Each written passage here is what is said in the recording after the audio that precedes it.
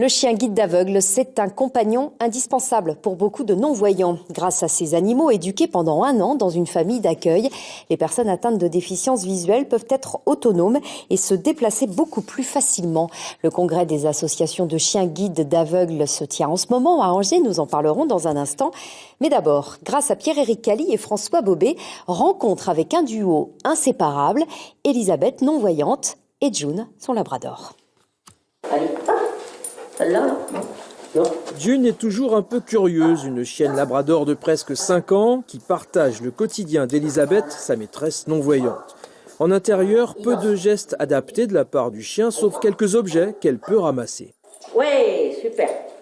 Très bien. Mais attention, quand arrive le vrai boulot de June, même si le chien est sympa, il faut éviter les familiarités. Voilà.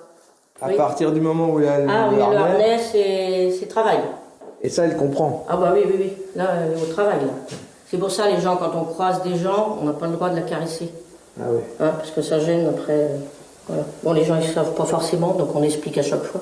C'est comme un humain en fait. On travaille, Voilà. on rigole pas. Voilà, c'est ça. Voilà donc sa mission, guider Elisabeth sur le trottoir, les passages piétons. Il faut l'emmener faire ses courses avec certains privilèges pour l'animal. Moi, je suis autonome, je vais faire mes courses toute seule. Puis après, je suis aidée à l'intérieur, soit par des clients ou par un vendeur ou vendeuse. Donc, Mais le chien est le bienvenu. ah bah oui. Exemple dans cette boulangerie où l'on connaît bien June. C'est un chien guide d'aveugle, donc il est autorisé à rentrer dans le magasin. C'est le seul animal qu'on autorise. Les autres non. Les autres, non. Voilà. Bonne journée à vous. Merci. Les sorties se terminent généralement par une petite balade dans un parc. Pendant quelques instants, plus de harnais, June peut gambader. Et si sa maîtresse veut se reposer, encore une fois, elle intervient. Vous voyez, alors elle met sa tête ici, et moi comme ça je surveille, je contrôle si c'est bien fait. Et moi je m'assois, voilà. Sophie ? Retour à la maison avec au passage quelques rencontres. Dans 2 mois, le tandem s'envole pour le Canada. Avec une place de choix pour June, elle ne sera pas en soute, mais en cabine, avec les passagers. Et pour poursuivre au-delà de ce beau reportage, on retrouve tout de suite en duplex d'Angers Paul Charles. Bonsoir, merci beaucoup d'être avec nous. Vous êtes le président de la Fédération des associations de chiens guides d'aveugles qui tient actuellement son congrès à Angers. Monsieur Charles, seulement 1% des personnes déficientes visuelles en France bénéficient de l'aide d'un chien guide. Est-ce que ça veut dire que le nombre de chiens éduqués est insuffisant dans notre pays ? Alors, si vous voulez, l'accès aux chiens guides est quelque chose qui est tout à fait légitime pour tous les déficients visuels, mais quelques freins nous amènent ici, si vous voulez, à ce que tout le monde ne demande pas un chien guide.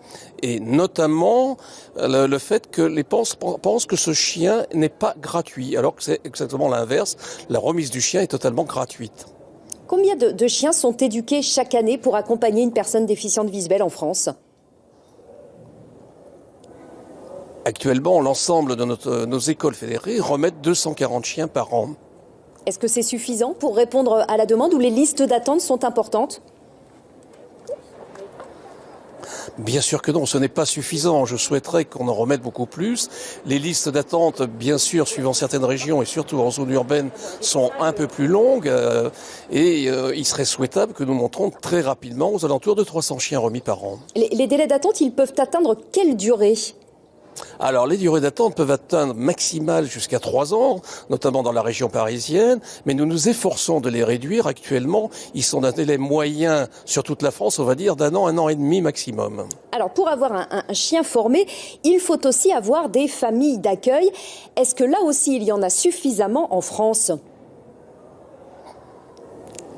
Alors, les familles d'accueil, bien sûr, là, c'est la cheville ouvrière, le premier maillon de notre cause. Et il faut des gens qui, bien sûr, fassent abstraction par la suite du devenir, enfin pas du devenir du chien, mais si vous voulez, le sentiment maternel qu'on peut donner à un chien, il va falloir le quitter à un moment donné. Et bien sûr, il faut qu'on trouve d'autres familles d'accueil chaque année. Ce besoin est à renouveler. Il nous faut à peu près 600 familles d'accueil chaque année, donc c'est quelque chose qui est important. Et nous profitons souvent de nos communications et notamment par votre intermédiaire, pour faire appel à de nouvelles familles d'accueil. Eh oui, parce que c'est forcément difficile de se séparer de ces chiens qu'on a éduqués pendant plusieurs mois et qui, bien sûr, vont rejoindre des personnes déficientes visuelles. Dernière précision à Monsieur Charles, votre fédération et les associations qui la composent vivent uniquement de dons de particuliers.